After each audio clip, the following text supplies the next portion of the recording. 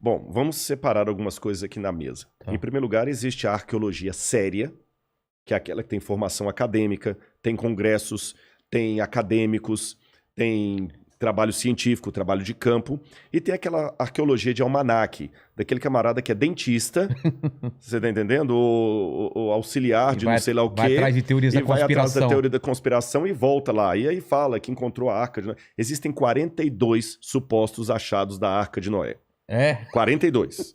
Você tá entendendo?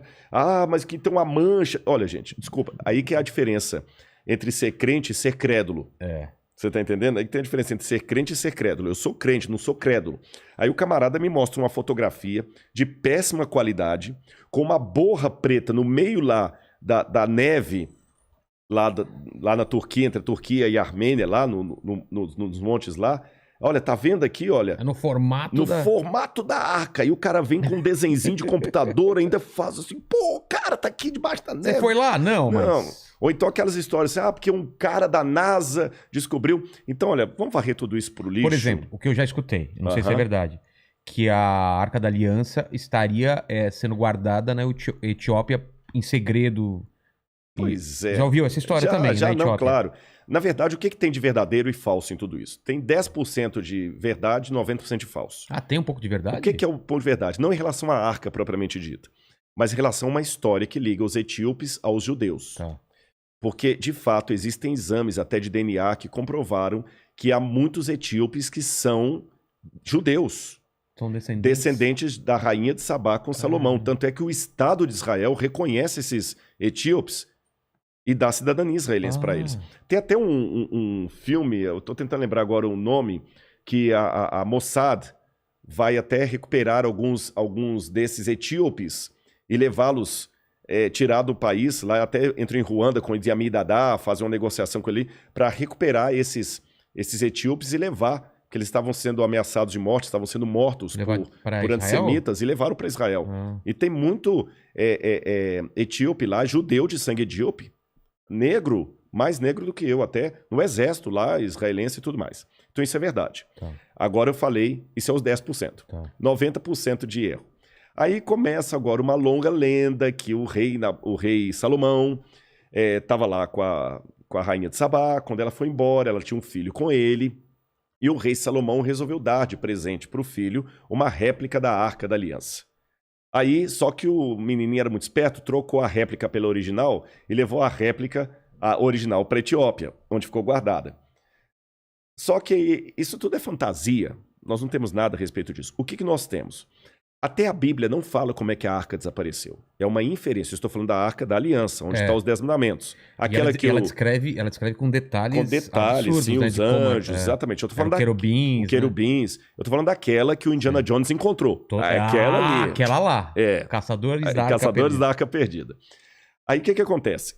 Quando Nabucodonosor, em 587 a.C., ou antes da Era Comum, como os judeus preferem dizer, quando Nabucodonosor destruiu Jerusalém e o templo, ele levou instrumentos do templo para a terra de Sinar. Isso era comum, tá certo? Eu venho cá, domino você, eu vou pegar os seus deuses. Saqueia. E a arca desaparece do cenário, não se fala mais nela. Quando os judeus reconstroem o templo, na época de Zorobabel, e esse templo, até o templo que Jesus vai conhecer, não havia mais a arca lá dentro. Até o livro de Macabeus, que é um livro deuterocanônico, fala que mãos piedosas, entre elas Jeremias, esconderam a arca. Então é a única informação que nós temos. Então alguém escondeu mesmo. Ela está desaparecida. Eu poderia até aventar, nem sei se poderia chamar de hipótese, algo menos do que hipótese, uma inferência. Tá. Que essa arca, se for assim mesmo, se ela desapareceu na época de Nabucodonosor para ela não ser levada para a Babilônia, ela talvez estaria debaixo do Templo Monte. Quem vê uma foto de Jerusalém, tem aquela cúpula dourada, ali era o lugar do templo. Ela pode estar ali debaixo. Aí você fala, por que não vai lá e escava? Porque eu não quero proclamar a Terceira Guerra Mundial. Exatamente. Só isso. O lugar é sagrado dos muçulmanos. De onde Maomé foi assunto ao paraíso. Treta. Não pode. Você entendeu? Eu, de certa forma, escavei o Templo Monte. Mas como? Eu vou revelar aqui. Uma colher, né? Foi, mas é que tem... E a minha esposa também, ela participou disso comigo. Os próprios administradores do Templo Monte ali, que são árabes, jordanianos, eles começaram a fazer uma reforma estrutural lá na Mesquita de Al-Aqsa e também no Domo da Rocha, clandestino. E eles tiravam caminhões e caminhões de entulho dali de madrugada. E levavam esse entulho e jogavam lá perto do Monte Scopus, lá perto da Universidade Hebraica. Um universitário, para fazer jus aqui ao Mandíbula. Ao Mandíbula. Olha a importância do universitário, viu? O nome que aparece é do doutor lá, mas o universitário que ajudou. Ele passou, estudante de arqueologia, falou, pô, caramba, tá tirando de lá, jogando aqui. Conversou com Gabriel Barcai, que é um professor aposentado da Universidade Hebraica. O cara foi lá e falou, pô, já que eu não posso escavar lá, mas ninguém impede de peneirar aqui. Criou um sistema inédito, que a gente nunca tinha essa técnica de escavação, que é de peneiramento do entulho. E a gente encontrou muitas coisas ali, como, por exemplo, o azulejo do primeiro templo, etc. E foi assim que eu participei também, o Sifting Project, que eles chamam. Ainda está em curso ainda.